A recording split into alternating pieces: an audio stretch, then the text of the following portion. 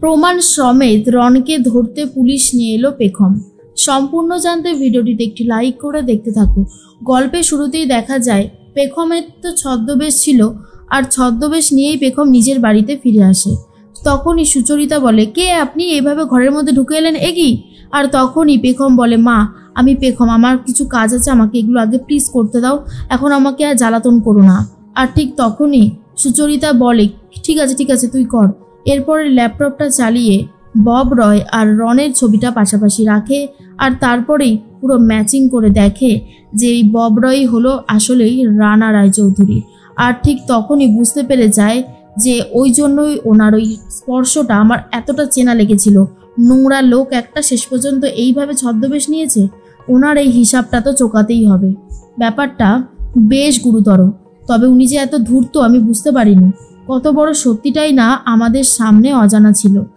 এর মধ্যেই অভিতাজবাবু কথা বলতে থাকে সমীরনের সাথে আর বলে, নিন এবারে ঝটপট বলে ফেলুন তো, কিভাবে কি করলেন, কিভাবে আবিরকে ফাঁসালেন, বলুন। তখনই সমীরনবাবু বলে, বিশ্বাস করুন স্যার, আমি সত্যি কিছু জানি না, আপনি আমার কথাটা বিশ্বাস করুন। অভিতাজবাবু বলে, দেখুন আপনার বিরুদ্ধে কিন্তু সমস্ত প্রমাণ রয়েছে, আপনি যদি জেলে যেতে না চান তাহলে সত্যিটা স্বীকার করুন। কমপক্ষে 15 বছর, না 20 বছরও জেল হতে পারে।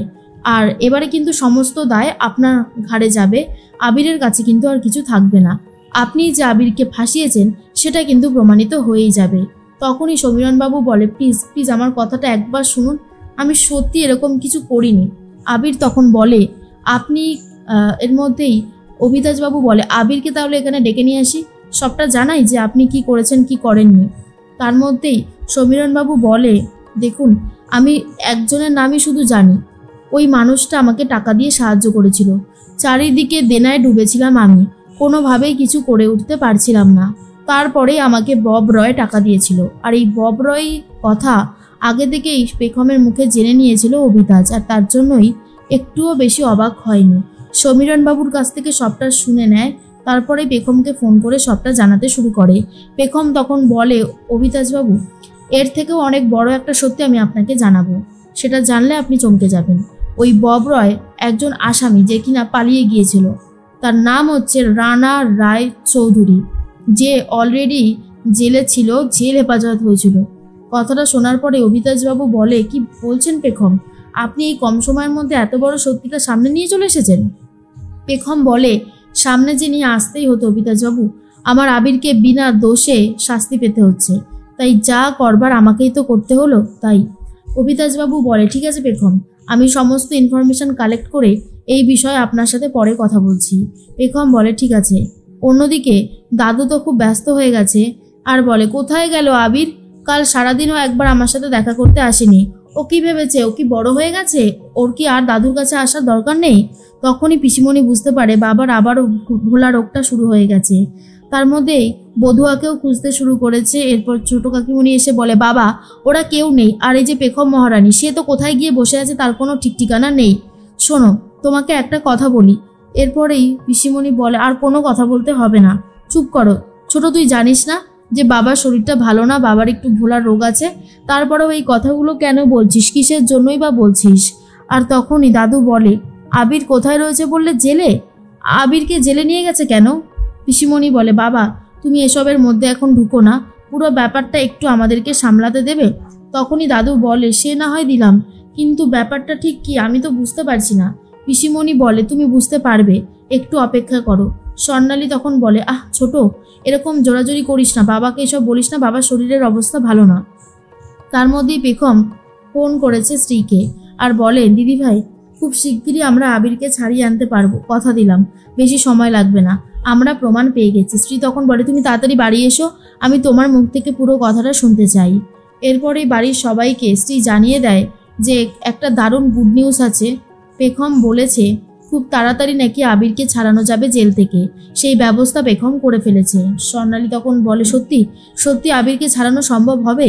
পিসিমণি বলে, বলেছিলাম না বড়, পেখম থাকলে সব কিছুই সম্ভব, পেখমের জন্যই হয়তো আমরা আবিরকে আবারও বাড়িতে দেখতে পাবো। তখনই স্ত্রী বলে, কিন্তু পেখম এখনো আসছে না কেন? বলতে বলতে পেখম নিজের বাড়িতে ফিরে আসে। স্ত্রী তখন বলে, তোমার জন্যই তো অপেক্ষা করছি, এবার বলো তো পেখম কি হয়েছে, তুমি জানতে পারলে? আসল অপরাধী কে? পেখম তখন বলে, হ্যাঁ দিদিভাই, জানতে পেরে গেছি। আসল অপরাধী কে? তখন স্ত্রী বলে, চুপ করে আছো কেন, বলো। মনে মনে ভাবতে থাকে পেখম, রানা রায়চৌধুরীর নামটা বললে এখন দিদিভাই অনেক কষ্ট পাবে, আমি এখন বলবো না। এরপর স্ত্রী বলে, জানো তো আজকে অবিতাশবাবু আমায় ফোন করেছিল, একই কথাই বলছিল। স্ত্রী তখন বলে, আরে তুমি চুপ করে আছো কেন, বলো আসল অপরাধী কে? তখন পেখম বলে, আসল অপরাধী হলো বব রয়। বব রয়ই এই সমস্ত কাণ্ডগুলো করেছে। আমি ওর অফিসে জয়েন করে আজকে সব সত্যিটা জানতে পেরে গেছি। স্ত্রী তখন বলে, তুমি ওর অফিসে জয়েন করেছো পেখম? যদি ওই লোকটা আবারও তোমার সাথে কিছু করে বাজে? না না, এখন এমনিতেই আবির নেই, আর তোমার যদি কিছু হয়ে যায় আমি ভাইকে কি জবাব দেব? এটা হবে না পেখম। পেখম তখন বলে, দিদিভাই তুমি এত বেশি চিন্তা করো না, আমি আছি তো, আমি সবটা সামলে নিতে পারবো, তুমি আমার ওপর একটু ভরসা রেখো। স্ত্রী তখন বলে, তোমার ওপর ভরসা আছে পেখম, তোমার ওপর ভরসা আছে বলেই তো এত কিছু করা সম্ভব হচ্ছে, না হলে কি আর সম্ভব হতো বলো? পেখম বলে, আমিও চাইছি আবিরকে যেভাবেই হোক বার করে নিয়ে আসতে, ছেলেটা বিনা দোষে শাস্তি পাচ্ছে। স্ত্রী তখন বলে, অনেকটা রাত হলো, যাও গিয়ে ঘুমিয়ে পড়ো। এরপর পেখম নিজের ঘরে চলে আসে আর ঘুমিয়েও পড়ছে। ঠিক তখনই নিচ থেকে দড়ি দিয়ে বেয়ে বেয়ে উপরে চলে এসেছে রানা রায়চৌধুরী। আর তখন রানা রায়চৌধুরী বলে, পেখম তুমি আবিরকে ছাড়ানোর জন্য অনেক লড়াই করছো, ইতিমধ্যেই আবির রয়েছে জেলে, তার মধ্যেই আবিরের বাড়িতে যদি এসে পুলিশ দেখতে পায় এতগুলো টাকা রয়েছে ঘরের সামনেই, তাহলে তো আবির আর কোনো দিনও জেল থেকে বেরোতে পারবে না, আর সেই ব্যবস্থাই আমি করব। এরপর টাকাগুলো গাছের টবের মধ্যে এদিক ওদিক করে রেখে দেয়। দরজার ফাঁকা থেকে দেখার চেষ্টা করে পেখম কি করছে, আর দেখে নেয় পেখম ঘুমাচ্ছে। এটা দেখার পর রানা রায়চৌধুরী বলে, ইস মাই লিটল প্রিন্সেস, এখন আমার তোমার পাশে ঘুমানো উচিত ছিল, তোমাকে আমি খুব মিস করছি, তোমাকে আমি খুব ভালোবাসি, তোমাকে আমি সবসময় রানী করে রাখতাম, কিন্তু তুমি তো বুঝলে না তোমাকে আমি এতটাই ভালোবাসি। কিন্তু এখন তো তোমার কাছে আমি যেতে পারবো না, তোমাকে ধরা দিতেও পারবো না, তাহলে যে অনেক বড় সর্বনাশ হয়ে যাবে। আবিরকে সারা জীবনের মতো রাস্তা থেকে সরাতে যা যা করা দরকার এখন আমাকে সেগুলোই করতে হচ্ছে। না, তুমি যদি উঠে পড়ো তাহলে আরও বেশি সর্বনাশ হয়ে যাবে, তাই এখন আমাকে আর এখানে থাকলে চলবে না। এর মধ্যে রানা রায়চৌধুরী আস্তে আস্তে করে আবারও নিচে নেমে চলে যায়, কিন্তু পেখমের একটু সন্দেহ হয় আর মাঝরাতেই ঘুমটা ভেঙে যায়।